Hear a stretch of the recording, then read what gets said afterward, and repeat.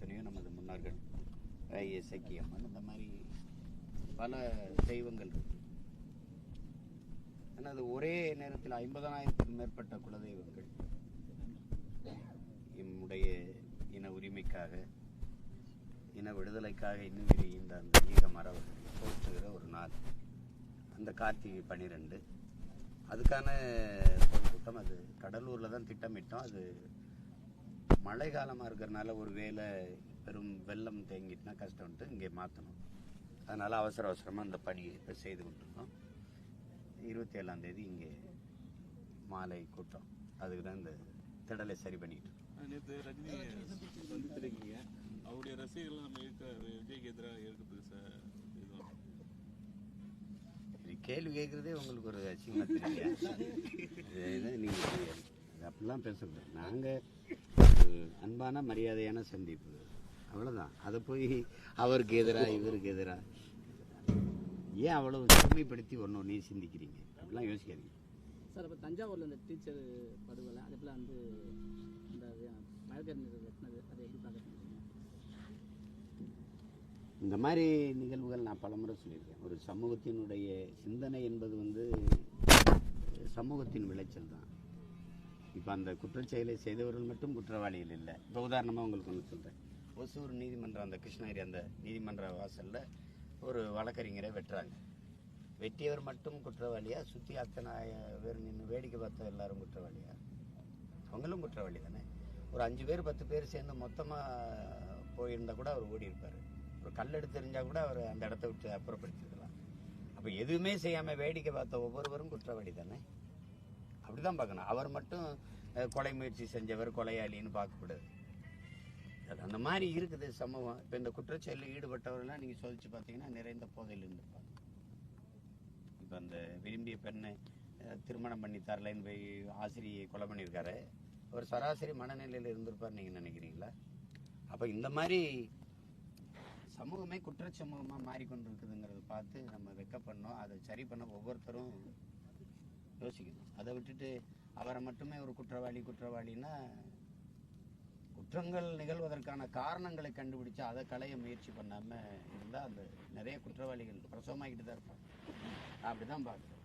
நேற்று மட்டும் எத்தனை அங்கே ஆசிரியரை கொலை பண்ணுறாங்க, இங்கே வழக்கறிஞரை வெட்டுறாங்க, இன்னொன்று என்னது மாதிரி இந்த மாதிரி செயல்கள் தோட்டத்தே நடந்து. இப்போ யாருக்குமே பாதுகாப்பற்ற ஒரு சூழல். ஆனாலும் நீங்கள் கேட்குறீங்க ஒரு முறை சட்டம் ஒழுங்கு எப்படி இருக்குது அப்படின்ட்டு. சட்டம் ஒழுங்கு எப்படி இருக்குன்னு ஒவ்வொரு நாளும் அது இந்த நிகழ்வுகளை எடுத்துக்காட்டு. ரஜினி சாரோட சந்திப்பு எதன் அடிப்படையில் சார்? சொல்கிறேன். நான் ஏன் சந்தித்தேன், எத்தனை நேரம், எவ்வளோ நேரம் சந்திச்செல்லாம் நீங்கள் போட்டீங்க. நீங்களா ஒன்று போடுறீங்க. வேறு இதை என்ன சொல்கிறது சார்? அதானி சந்திச்சா 2 பேரும் என்ன பேசுவோம்? திரைப்படம் பேசுவோம், அரசியல் குறித்து பேசுவோம்.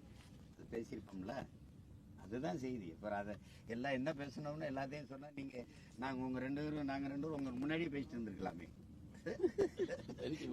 தனியாக சொல்லுங்க. வேற அதானி அமெரிக்கா குற்றச்சாட்டு பிடிவாரம் வச்சிருக்காரு.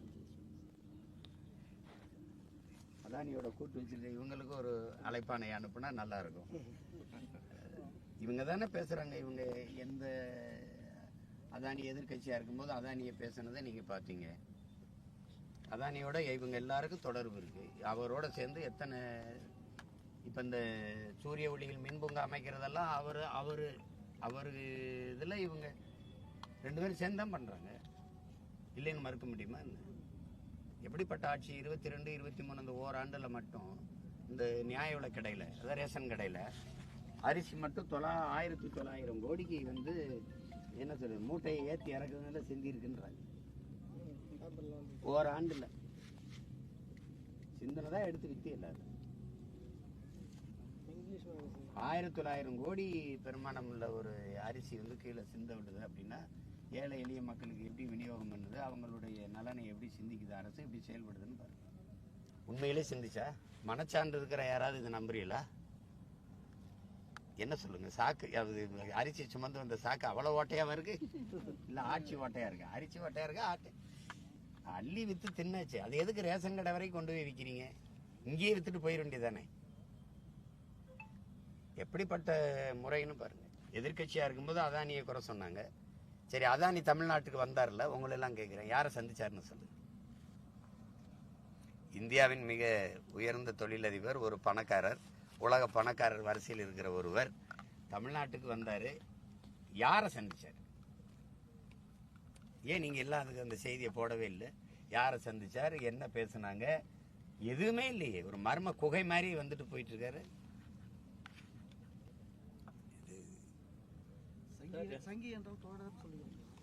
சங்கின்னா நண்பன் இருக்குது. இப்போ நானும் ஐயா ரஜினிகாந்தை சந்திச்சது, நாங்கள் 2 பேரும் சங்கின்னா, அந்த ஐயா ரஜினிகாந்த் அடிக்கடி எல்லா நிகழ்ச்சியிலையும் கூப்பிட்டு பக்கத்தில் உட்கார வச்சிருக்கீங்களே, நீங்கள் எப்படி இப்போ சங்கியா சொங்கியா? நீங்கள் இல்லை லுங்கியா அங்கியா?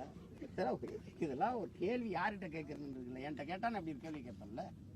நான் அவரை சந்திச்சது, நாங்கள் 2 பேரும் சங்கி ஆயிட்டோம்னா ஒவ்வொரு நிகழ்ச்சியிலையும் அவரை கூப்பிட்டு பக்கத்தில் உட்கார வைக்கிறீங்களே, நீங்கள் இப்போ சங்கியா இல்லை ஜிங்கியா? அதுக்கு பேர் என்ன?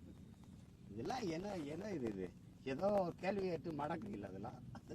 ஏங்க சார் இப்போ அது சார், இப்போ வடகிழக்கு பருவமழை நல்ல ஓரளவுக்கு பரவாயில்ல பெய்ஞ்சிட்டு வந்து விவசாயிகள் வந்து நெல் விதைப்பு பணியில் ஈடுபட்டிருக்காங்க. ஜீவன் சம்பான்னு சொல்லிட்டு ஒரு நெல் ரகம், நம்ம பாரம்பரிய நெல் ரகம் தான். அதனுடைய நெல் வந்து முளைப்பு தன்மை இல்லை. ஆனால் நம்ம மானியத்தில் நம்ம தோட்டக்கலை வேளாண்மை துறை சார்பாக விவசாயிகளுக்கு விநியோகம் பண்ணாங்க. அது வந்து முளைப்பு தன்மை இல்லை. விவசாயிங்க போயிட்டு அதை முறையிடுறாங்க. நாங்கள் இனிமேட்டு அதை கவர்மெண்ட்டுக்கு ஸ்டேட்டுக்கு எடுத்துகிட்டு போயிட்டு நாங்கள் திரும்ப சொல்கிறோம். அதனால் விவசாயிகளுக்கு பெரிய பாதிப்பு தான். அந்த நாற்றங்கால் பண்ணை அமைச்சு அதனால எங்களுக்கு என்ன பாதிப்பு? விவசாயிக்கு பாதிப்பு. அதனால எங்களுக்கு என்ன பாதிப்பு? ஆட்சியில் இருக்க எங்களுக்கு என்ன பாதிப்பு? எங்களுக்கு நீங்கள் மண்ணல்ல முடியல, மழை பெஞ்சு வெள்ளமா போச்சுன்னா பாதிப்பு. எங்களுக்கு அதெல்லாம் பாதிப்பு. இதில் என்ன பாதிப்பு இருக்குது எங்களுக்கு? விவசாயிகளுக்கு உங்களை மாதிரியான நபர்கள் நான் என்ன செய்யணும்? நான் வேணா போராடுறேன், பேசுகிறேன், தினம்தான் பேசிட்டு இருக்கிறேன். அதில் அக்கறை கொண்டவர்கள், வேளாண் குடிமக்களினுடைய நல்வாழ்வு விதை இருக்கா? இந்தியாவில் விதை இருக்கா? நம்ம பாரம்பரிய விதைகள், கத்திரிக்காய், வெண்டைக்காய், சுரக்காய், பூசணிக்காய் விதை வச்சிருக்கீங்களா? நெல் விதைகள் வச்சிருக்கீங்க? எல்லாம் சின்சாண்டோ மான்சாண்டோ நிறுவனத்துக்கிட்ட வித்துட்டீங்க. இப்போ போயிட்டு இவன்ட விதைன்னா, அவன் ஒரு தடவை தக்காளி வாங்கி விதைச்சிங்கன்னா முளைக்கும், காய்க்கும். அதுக்குள்ளே விதை இருக்கும், எடுத்து போட்டால் மறுபடியும் முளைக்குமா? முளைக்காது. மறுபடியும் விதைக்கு அவன்கிட்ட தான் போகணும். அப்போ அந்த மாதிரி ஒரு சூழலுக்கு நீங்கள் தள்ளிட்டீங்க. இப்போ விதை அண்ணன் முளைக்கிற திறன் இல்லை, முளைக்கலைன்னா நான் என்ன செய்ய முடியும்? ஒரு தடவை கொடு, நான் விதை பண்ணை வச்சு விதைகளை சேகரிச்சிட்டு இருக்கேன். எங்கள் ஐயா நெல் ஜெயராமெல்லாம் 500க்கு மேற்பட்ட நெல் விதைகளை சேமித்து வச்சுருக்கிறாரு. அதை பெருக்கித்தாரே, நீ நல்லபடியாக விதைச்சி விளைவி. இப்போ என்னட்டுன்னு நான் கை நீட்டின்னு சொல்கிற அளவுக்கு இருக்குது. கை நீட்டி கட்டளை இட்டு அதை சரி செய்கிற நிலைமைக்கு என்னை ஆக்கு, அப்புறம் பேசு. உங்கள் தனித்து போட்டியாக இருந்தது. உங்கள் தலைமையில் வேறு யாருன்னா கட்சிகள் உங்கள் தலைமையில் வந்து இணைஞ்சால் அது கூட்டணியாக ஏற்றுக்குவீங்களா? எங்கள் தலைவன் பிரபாகரன் சொல்லுவோம். பக்கத்தில் யாராவது உட்கார்ந்துருப்பாங்களான்னு பாருங்க. சரியா? எங்கள் தலைவர் பிரபாகரன் சொன்னது போலன்னு சொல்லுவோம். உட்கார்ந்துருப்பாங்களான்னு பாருங்க. இது வந்து